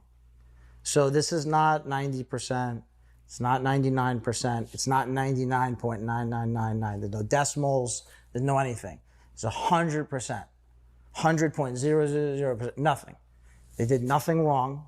And that's the problem for our opponents here, who have ruined their lives, dragged them through the mud, and attacked them. You don't get to lie. We have a First Amendment. We love our First Amendment. But you don't get to lie and hurt people. You want to lie and it doesn't hurt people? Fine. You lie and you hurt people, that's why we have defamation. And that's what this is about. So I just want to emphasize this. Okay, you know what you're giving me? He's giving me the vibes of the nigga that, the casino nigga that filmed, that freed Chud the Builder. You one of them type niggas. You one of them niggas, hey, look, man, fuck that. I just don't want to see the blacks on my people. So, nigga, we gonna stand up.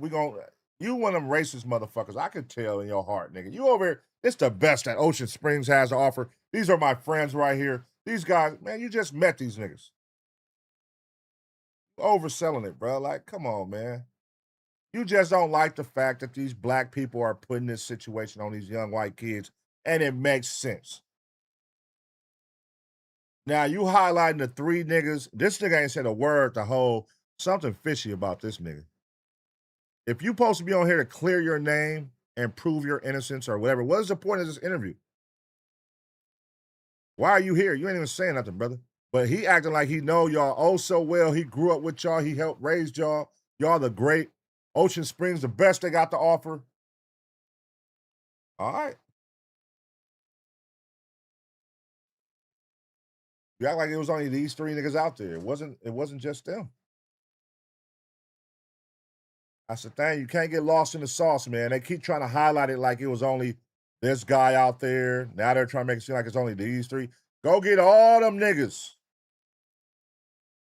All them niggas that was in that picture, all them niggas that was on the boat with them, bring them all in. And let's see. Let's see you stand by that like you standing by this right now. These 3 niggas. Nah, it seemed like you picking out these 3 niggas because you know they didn't have nothing to do with it, but y'all know who has something to do with it. These the token 3. What is his purpose, though? This nigga right here, I don't know. But this nigga is the mouth for the whole crew. He doing all the interviews, all the publicity shit. This nigga, this is my first time seeing him. And first time seeing him. But what the fuck is he on? The strongest possible terms. Zero wrongdoing. Completely innocent, totally innocent, and categorically innocent. And you guys have Categorically had innocent. experiences with either people threatening you online. I know that, Warren, we talked about this before, and we talked a little, or at least spoke a little bit about when you go out, you guys are getting accosted by people. Can you give us an example of, or at least tell the audience an example of an incident where you guys may have been accosted?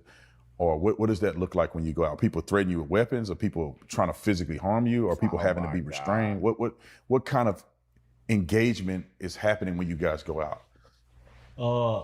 We went to a restaurant, a couple of buddies of mine, and when we were, I wouldn't say threatening with weapons or anything, but I felt, and I know my friends felt, threat for our lives. I mean, I don't think there was like a fear factor, but at the same time, like it's.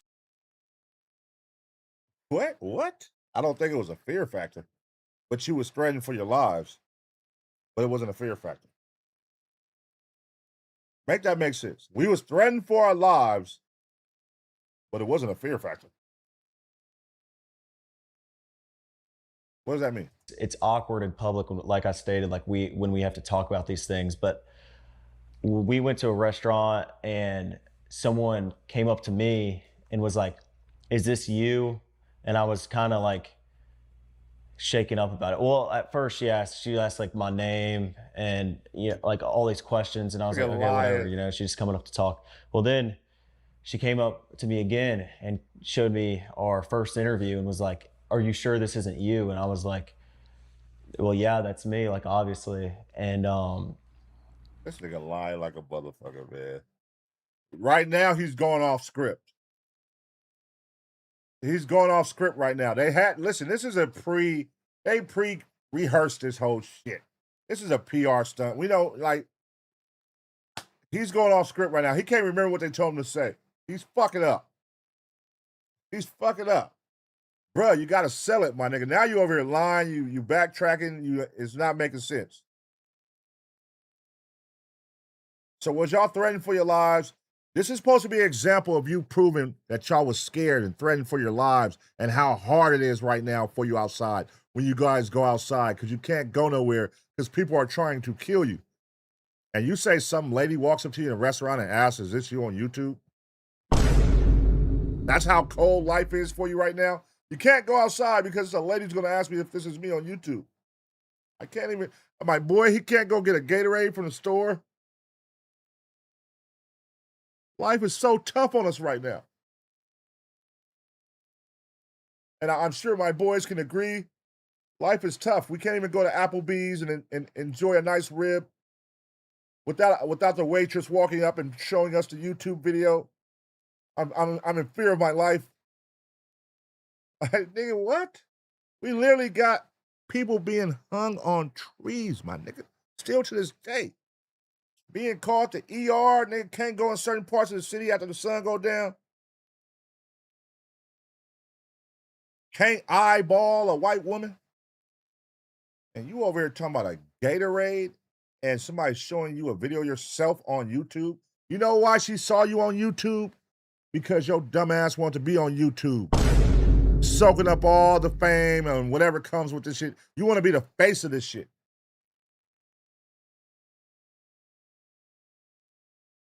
But him right here, you got to watch this nigga, man. Something fishy about this nigga. She kind of just, I looked at my buddy and I was like, "Yeah, we're leaving, like close everything out, like we're going." And I left, and there was an altercation after I left with some of my buddies that weren't involved in this at all. And they told my friends that they were going to kill them and they wanted to fight and all this like crazy stuff. I mean, I wasn't there, but my friends told me this. Yeah, who the fuck is, what's up with you, nigga? How are you the face of this shit and nothing is happening to you? How are you the one that's the face of this shit and nothing seems to be happening to you? But your buddies, who are your buddies? They're right here. What can they, are you not talking about them? Well, why the fuck are they here for? This one ain't said shit the whole fucking interview. This one right here ain't said shit either. My buddies. Nigga, if you're talking about them right here, they can talk for themselves, can't they? That's how you know the story is cap, my nigga. My buddies. What the people were saying to them was like totally just crazy. Like, I mean, there was people like that were, you know, outside of this telling us like, hey, you need to leave before something happens because I know what could go down right now. And like, I know that these people are crazy. So, I mean, we all felt, we were kind of shaken up about that. It was weird because it was our first encounter as a group. You just said you wasn't there. You literally just said you wasn't there. Now it's your first encounter as a group. See what I'm saying? They playing in our face, man. The nigga literally, hold on, let's rewind it. He's just said, I wasn't there. That what the people were saying to them was like, took them home and they wanted to fight and all. Hold on. She kind of just, I looked at my buddy and I was like, yeah, we're leaving, like close everything out, like we're going. And I left, and there was an altercation after I left with some of my buddies that weren't involved in this at all. He just said he left. Now all of a sudden, this is his first altercation as a group. And they told my friends that they were gonna kill him and they wanted to fight and all this like crazy stuff. I mean, I wasn't there, but my friends told me this, that what the people were saying to them was like totally just crazy. Like, I mean, there was people like that were, you know, outside of this telling us like, hey, you need to leave before something happens because I know what could go down right now. And like, I know that these people are crazy. So, I mean, we all felt, we were kind of shaken up about that. It was weird because it was our first encounter as a group.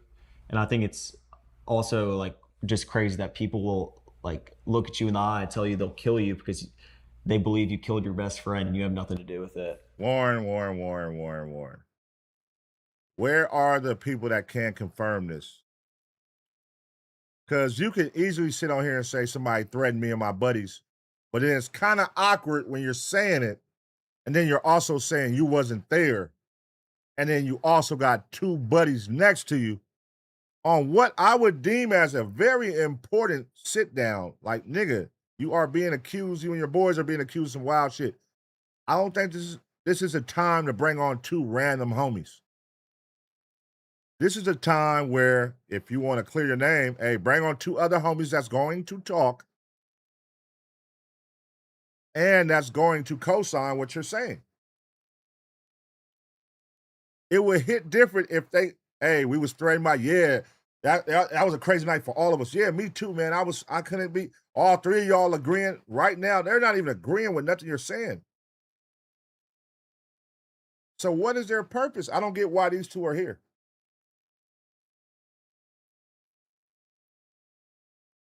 You know what I'm saying? Like, what is their purpose? It's like, at least agree with you, nigga. Hey, y'all didn't have that conversation with them? Hey, just back me up. Whenever I say the story, just act like you was there. Because right now, they don't even know what the fuck you talking about. His homeboy, he looking down at the ground. He lost. This nigga ain't said nothing the whole time. They don't even know what the fuck you talking about, bro. And Morgan and Jax, were you guys there? Yes, we were there. I was there. I didn't hear the part where they said they were gonna kill him and stuff, but What? I was there, but I didn't hear the part where they said they were gonna kill him and stuff, but I did hear whenever she came up to him originally, she was like, "Hey, you have like TikTok or anything like that? Your face looks really familiar." And he was like, "No, I don't have TikTok or anything like that." And she was like, "Oh, okay," and then walked off, and then came back with, like you said, the first interview, on her phone. And showing him, she's like, "So this isn't you. Either you have a doppelganger or this is you." And he was like, "Well, yeah, that's me." And then we got the check and we bounced and we were waiting outside for everybody else to get out of there. And while we're waiting outside is whenever some of our other buddies that aren't even on social media that we were just there with was getting told that other people were going to kill them and all that kind of stuff. So how did that make you guys feel when did you?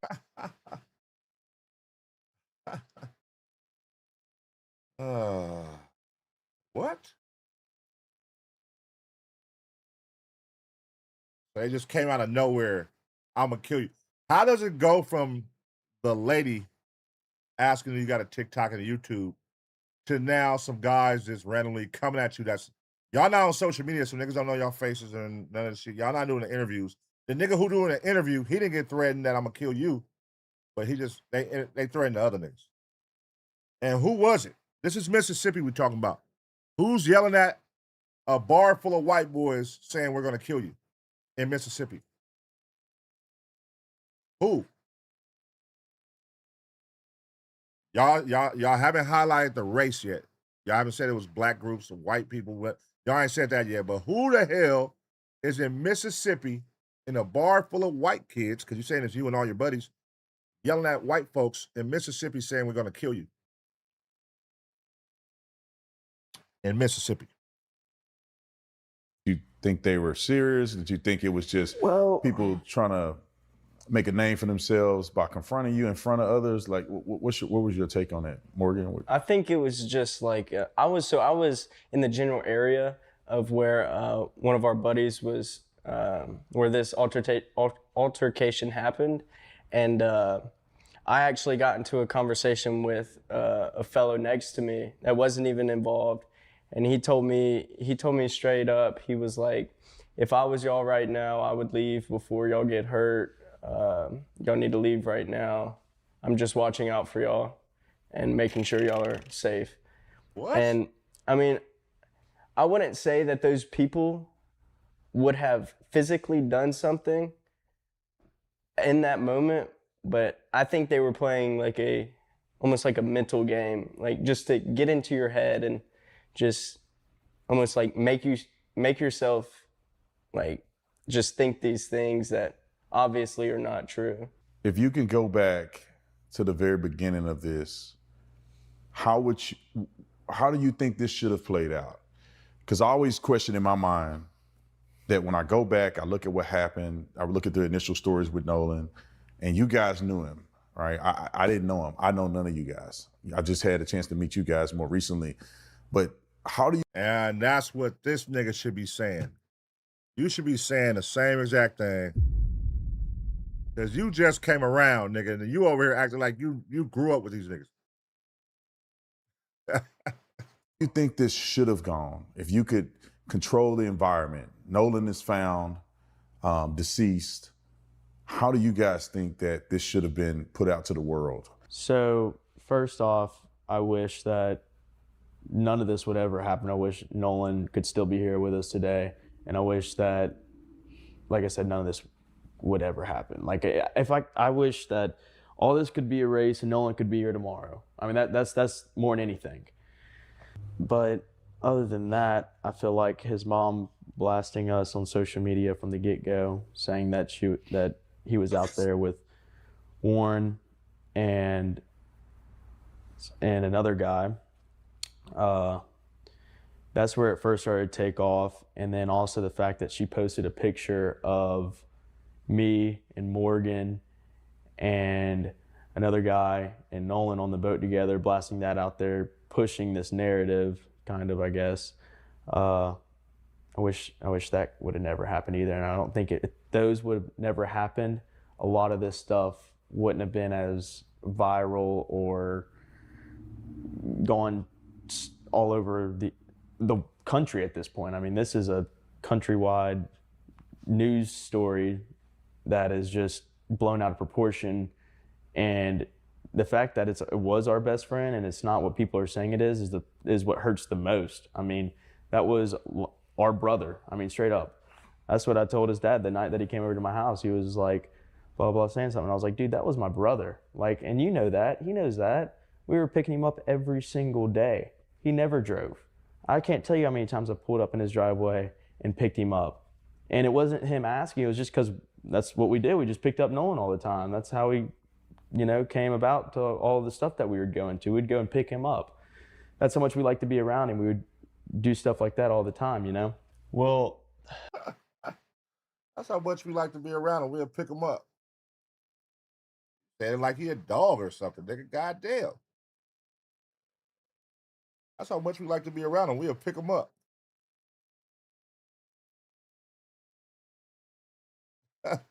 That's how much we like to be around. Like, imagine your friends say that. That's how much we like to be around you. We'll pick them up. What? That sound crazy. First off, like I wish we would have never, like I think about this every day. Like I wish we would have never went out on the 4th of July because I know this wouldn't have happened. Nolan wouldn't be gone, and like it's really hard to think about because it's like I wish I would have done this different, or I wish I would have done that different because now one of my brothers wouldn't have like passed away. But I think from the beginning, I'm glad that I called the Coast Guard, and I'm glad that we came together as a group, even from the first day when people started texting us things, saying, you know, crazy things. But I wish it wouldn't have been reported as some type of race thing. I think it's really bad that like people are pushing the narrative of, oh, this is a race thing. No, brother. I think you missed the memo. If this is my child, and I'm saying, hey, where is my son? And these are the last pictures of my son. Hey, this is the last pictures of my son. Has anybody seen my child? He went over here with his, on 4th of July, over the island, and these are the last pictures I got of my son. These are the pictures I'm going to use. This is what he had on. This is what he had on when they found him dead. These are pictures I'm using, nigga. And for you to say, I wish his mom didn't show that. Well, what the fuck what you want me to show? Some baby pictures? I am looking for my son. This is the last picture. The last pictures of him alive. And y'all just so happen to be in it with him. This who he was with. Do you remember seeing these group of guys? He was with these guys. I don't give a fuck what y'all talking about. Nigga, I need to identify my son because if people might say, hey, that's that pack. Oh, yeah, the pack with the black guy. Oh, yeah, I saw him.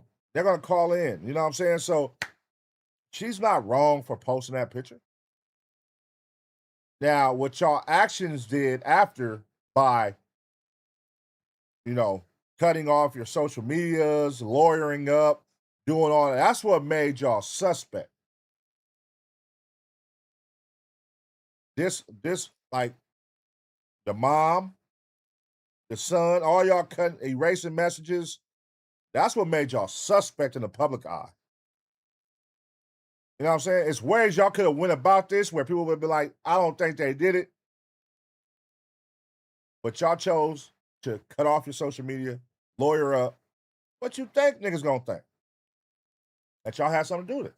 Well, obviously it's not. I mean, this is like a brother to us. I mean, Nolan's no different than anyone else in our group. And I just wish this wasn't pushed on the media as, oh, this is a bunch of white guys that killed a black guy, or this is, you know, like in the beginning it was like 4 guys went to a stranded island and dumped Nolan at the island and just left him there. Like even from the beginning, it was just like this thing and no one had facts and they were just pushing this horrible narrative, all lies about everyone, and it's sick. So I wish that would have been completely different. I'm glad I called the Coast Guard. I'm glad I made the first contact within all of this. I'm glad I was the first one that called Christine Wells that night and told her that we haven't heard from her son. And I'm glad that I did all of that, but I hate the way this has been perceived by the media and portrayed. This has like been absolutely horrible with the way and the things that they've said to us and done. But other than that, I mean, there's not much I would change from my point of view and my friend's point of view. I think we did everything right, and I know we did nothing wrong. I think I also want to say, I think it's so criminal that they took something so anti-racist and flipped it into something super racist. Like they took, this is the definition of anti-racism. I mean, that we did not look at Nolan any different than I looked at him, or even you. You know, this is literally our brother. I mean, like we stated, we did not treat him any different. We didn't treat Trayson any different. We don't treat Trayson any different. And they just flipped it. And I just think that is so wild that they're pushing this thing that they're saying, oh, they want to end racism and all this stuff. Well, they're the one pushing it. They're pushing the racism. And I just think that's kind of crazy. Morgan, what's your thoughts on this? How does it affect you? I mean, first I want to say wish this would have never happened. I wish Nolan would still be here with us today. And but in my opinion, I think that the media, they shouldn't have pushed a narrative from so early. I think that they should have let the local officials do their job, let them release statements, and then, the Mississippi officials do their job, huh? Let the Mississippi officials do their job. And the media is obviously going to see that and then do whatever they do. But that's what I trust the local officials. Ed, with what has transpired, how does that dictate your response? Because you have a 30,000 foot view of all of this stuff, right? You see the way that it could have went, and you see that there's people that instigated the narrative that's out there now. And as a defamation attorney, how does this navigate your tactics? Sure, and I want to be clear about something. Tonight, I'm not going to give any particular person any more oxygen than they may have already sucked up. But I will say this. What's been said about Morgan, Jax, and Warren, I'm not going to call them untruths or half-truths or falsehoods. I'm going to call it what it is, lies. So the first thing... You keep highlighting these three only. That's the thing. Like, you gotta read between the lines here, man. It's way more people involved, way more people that was there. But you making sure every time you mention it's only those three names. I see what you're doing, brother. I see what you're doing. That's really important here is we're dealing with lies and liars. We're dealing with profiteers. We're dealing with hustlers. And one thing that I've seen since I got here is that Ocean Springs, Mississippi, is a really beautiful place. And the region is very beautiful. It's one of the most beautiful places in the country.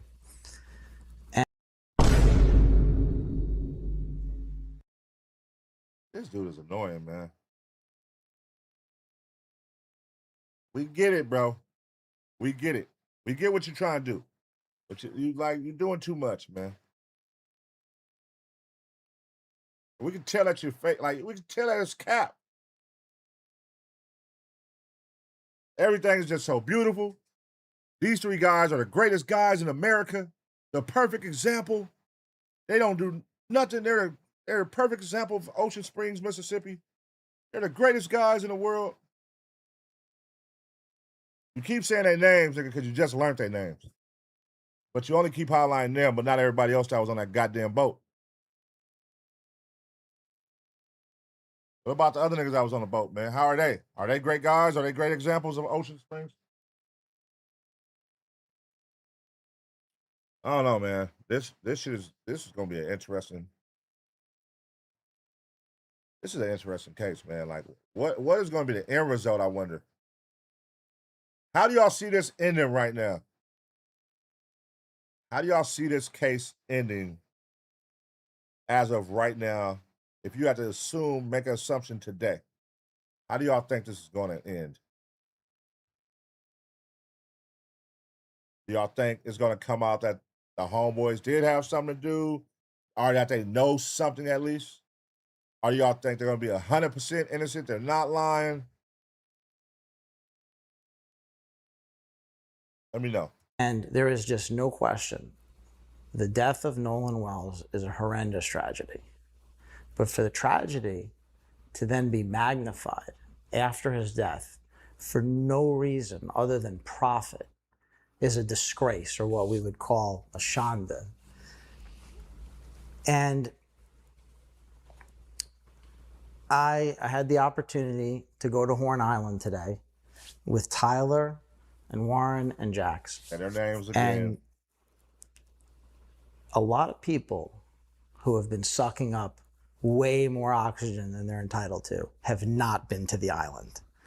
I'm willing to bet that a lot of the hustlers and profiteers and liars have not been to that island. And you have to go to that island.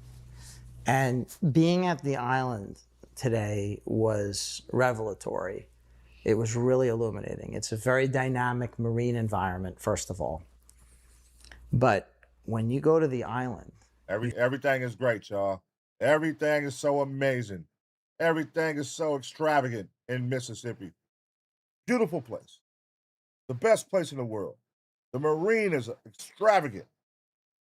you see instantly This nigga's that what some people want to be true, what they wish to be true, they're trying to wish it to be true. They're trying to make it true through their lies. It's actually not possible. It is a very, very long and narrow barrier island. It's basically very low sand dunes. And in the particular part of the island that we're dealing with, there are no trees. It's hardly any foliage, hardly any tree cover, hardly any plants, and it's wide open. And on July 4th, there were thousands of people there.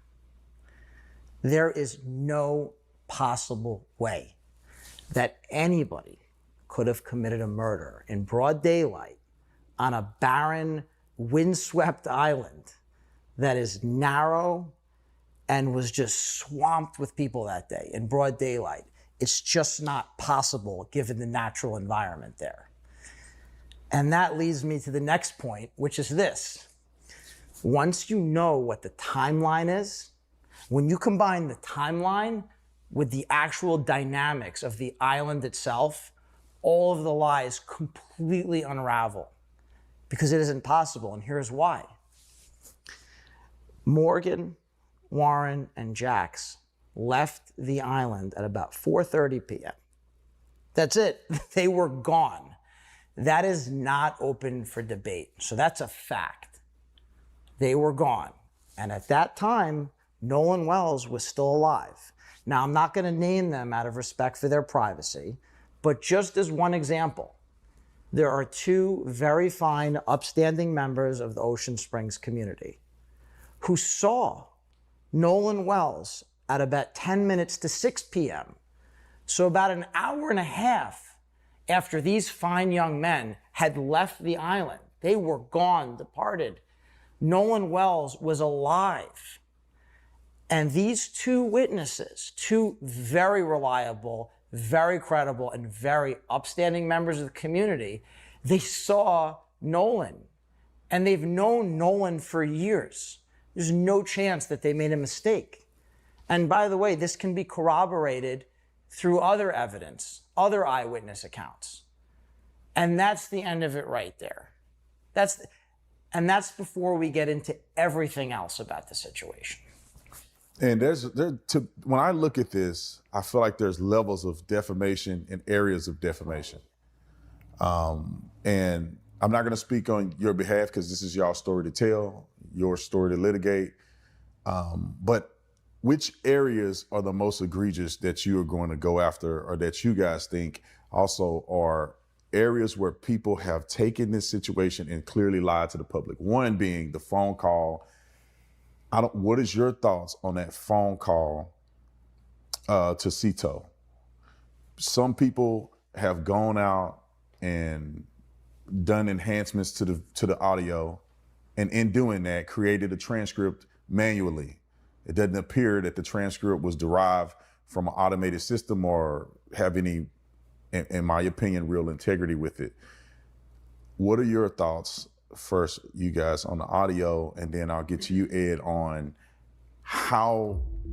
could that be a defamatory area the way it was produced? So what do you guys think about that audio?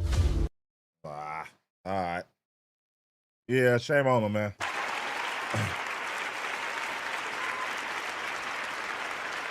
I noticed that he's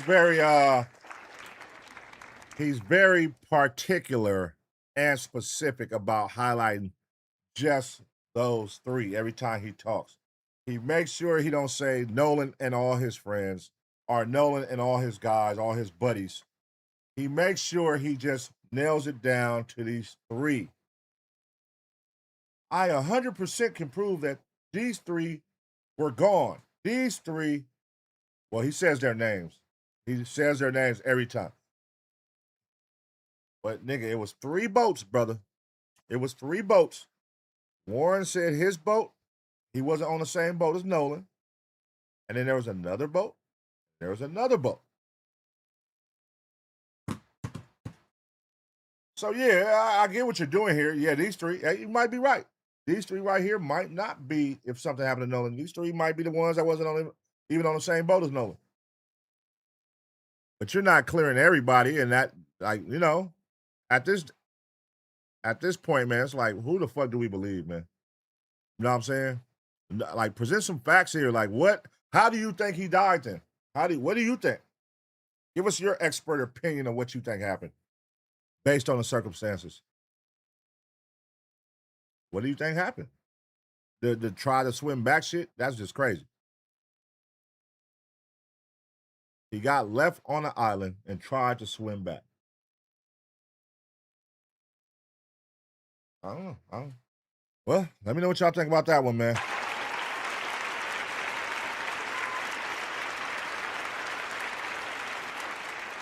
I be ready to fast forward shit. I'll be like, man, all right, y'all, the buildup is there. We get it. Come on, man. We need some closure. What really happened here? It's just crazy. All these people and nobody's seen nothing. And nobody can explain what happened. Like, what really happened? Will it come out? Or will it should be swept under the rug? Will they say, hey, we don't got enough evidence for nothing? These guys are cleared, and they're just going to drop the case, and the family ain't going to get no closure. Nobody really truly know what happened with Nolan Wells. That's what I think is going to happen, though. I think it's going to be one of those open shut where they're going to be like, oh, I don't know, man. All right, y'all. I'm about to get off this motherfucker. Shout out to y'all, man. I'm getting tired as a bitch. I just wanted to go in here and deep dive and look at some of this Mississippi shit that's been going on. Tomorrow night we'll be live though, man. Law and True Crime. Tomorrow night. Make sure y'all tap in 7 p.m. right here on ABP Reactions, man. Make sure y'all submit some videos. If y'all got some good videos, man, submit them in the Discord. And we'll see y'all tomorrow night, man. Appreciate y'all. Y'all have a great motherfucking night. See y'all tomorrow. You got a video you want me to react to? Join the Ace Pit Discord right now. Scan the QR code on the screen, hit the entertainment tab, click reactions, and drop it in. Super easy. Submit today.